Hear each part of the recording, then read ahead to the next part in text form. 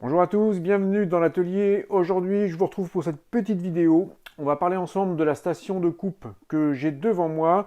Donc c'est la station de coupe de chez Craig. Je vais vous expliquer un petit peu le fonctionnement, ce qu'on peut faire avec. Moi, je l'ai testé un petit peu en amont pour pouvoir vous en parler. Allez, on se retrouve dans quelques secondes et je vous dis tout.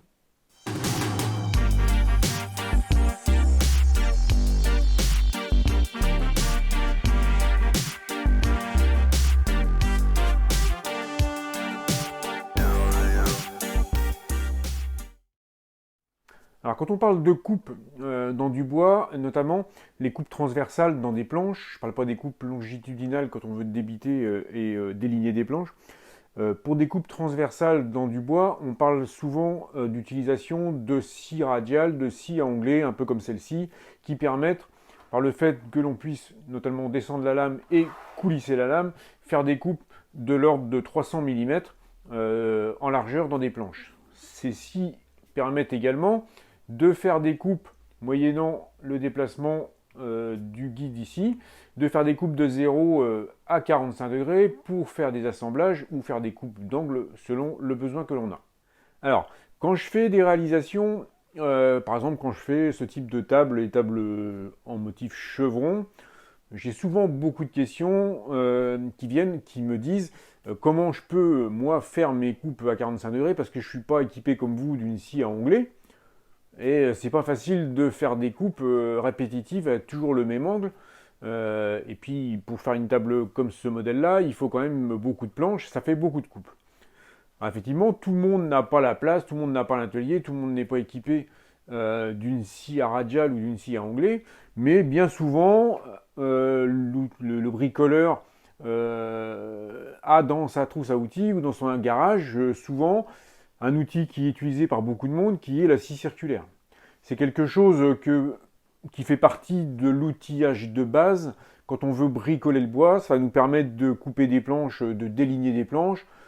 Alors sur des grandes longueurs, on sait se fabriquer un petit guide et puis on sait suivre le guide. Les scies circulaires sont équipées aussi de patins qui permettent de gérer des coupes sur des grandes longueurs. Mais pour couper en transversal, si on n'a pas un guide bien fait pour mettre sur la planche, on galère un petit peu. C'est pour ça que Craig a prévu cette petite station de découpe qui va vous permettre de couper des planches de manière répétitive si vous avez besoin, de manière isolée quand vous travaillez sur un ou deux projets, mais qui va permettre d'avoir quand même une capacité de coupe suffisamment intéressante pour découper des étagères, pour découper des portes de petits meubles si vous avez besoin de faire. Je vais vous montrer un petit peu de quoi c'est constitué. On va regarder ensemble comment elle est faite. Et puis vous allez comprendre tout de suite que c'est vraiment un outil qui est vraiment génial. Donc là, je vais vous présenter un petit peu la station. Alors, pour l'assemblage, quand on reçoit la station, honnêtement, ça m'a pris un petit quart d'heure pour l'assembler. Un tournevis cruciforme, c'est tout ce qu'on a besoin. Qu'est-ce qu'on a assemblé? On a les deux parties qui sont là, donc qui sont les rallonges voilà, que l'on voit ici, qui permettent de venir, on les déplie comme ça permet de venir supporter si on a des planches assez longues. De même, les parties extrémités des bras comme ça, si on a des planches vraiment très longues, on peut les démonter et on peut venir caler sa planche de manière à ce qu'elle ne bouge pas si on a vraiment des planches très longues. Donc on a ces deux parties-là à monter, il y a deux vis par partie. On a les deux parties verticales en bois ici qui sont à monter. Ensuite, on a les deux rails de scie et c'est terminé. Donc ça prend un petit quart d'heure. Les bras qui sont ici, en position de travail normale, ils sont repliés ici. Voilà, on les met comme ça. Voilà, la station, comment elle se présente. Ça prend pas de place, c'est assez réduit.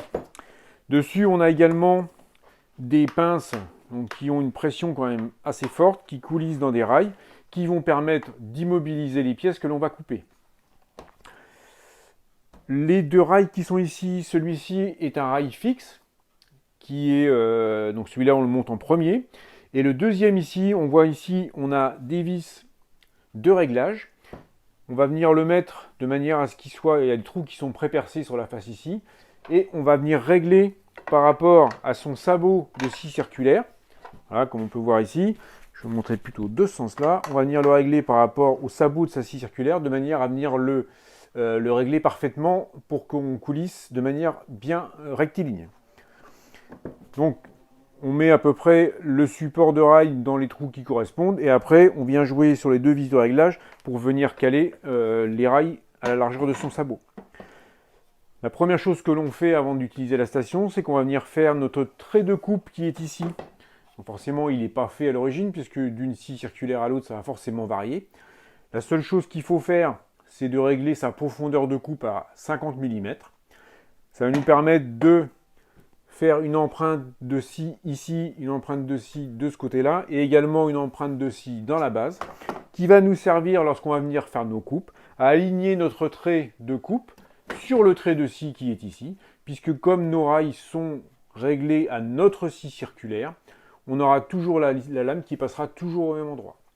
Si on a deux scies circulaires, si on veut changer, il suffira de repérer le trait de coupe en disant celui-ci c'est pour la Peugeot par exemple. Si j'ai une autre marque, eh ben, j'ai un autre trait de coupe, on fera un petit repère dessus et on utilisera, si on veut changer de scie circulaire, le trait de coupe de l'une ou de l'autre.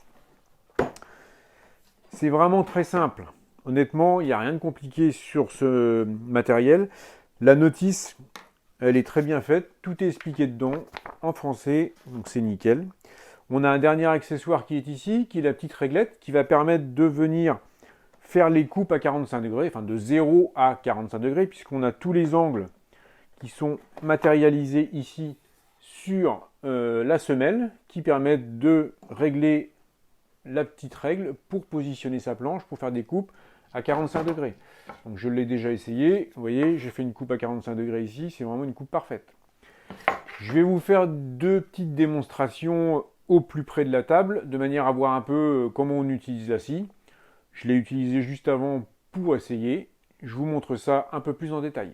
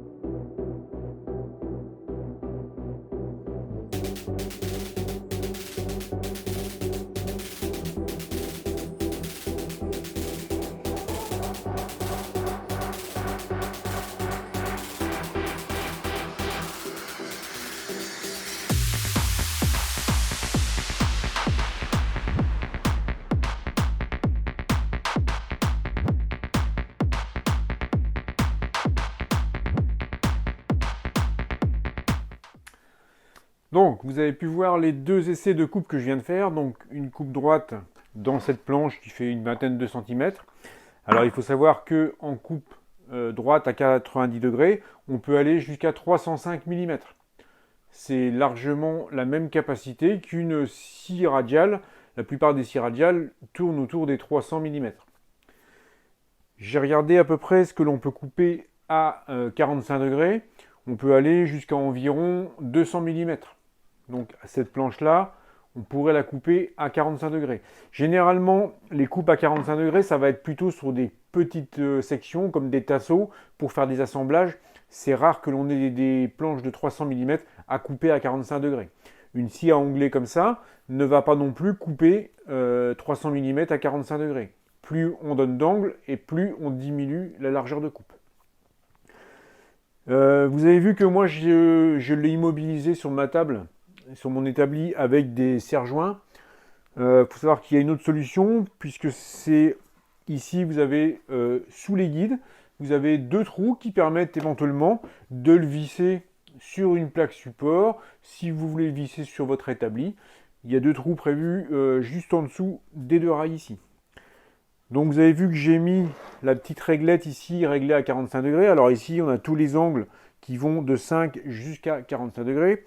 Surtout, ce qu'il faut faire bien attention, c'est de rester, que l'extrémité de la réglette reste en dehors du trait de scie. On sait où la lame va passer puisqu'il est matérialisé par le premier trait de coupe que l'on a fait. Donc ça nous permet d'éviter que la petite réglette en aluminium vienne interférer avec la lame. Parce que ça pourrait faire des dégâts. Ça pourrait être dangereux. Moi, j'ai immobilisé la pièce que j'ai coupée. Vous avez vu la planche, je l'ai immobilisée sur la réglette avec un petit serre-joint. Bon, ça permet d'être sûr qu'on la laisse bien à 45 degrés.